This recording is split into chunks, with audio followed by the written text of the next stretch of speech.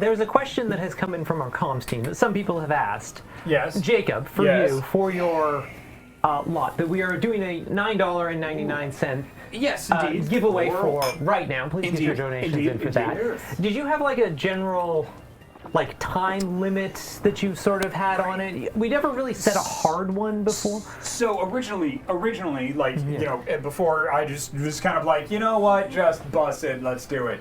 It was going to be 2 hours of VO time, and that includes, you know, cutting, editing, whatever you need. 2 hours, though, is usually like, for non-union work, I generally charge a 2 hour minimum. Yeah. Like $250 an hour with a 2 hour minimum, that's my rate. For union work, I'm skipping. Which is the whole thing. I just don't want to go into. If you understand it, you understand it. If you don't worry about it. So that's generally what I charge. I was going to do for that. Like a D&D game is usually about like 4 hours or so. Yeah.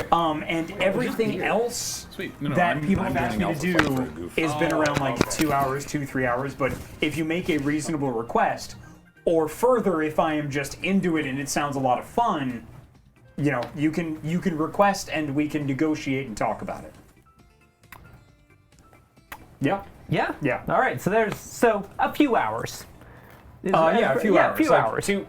Two hour minimum, but if it's like a D&D game, that's going to be longer because there, you know, or a role-playing game, I should say, any tabletop game that I can run, you know, there's going to be preparation involved in that and stuff like that. So, but if you're just like, hey, be on my podcast for 8 hours, it'd be like, maybe that might be a bit much.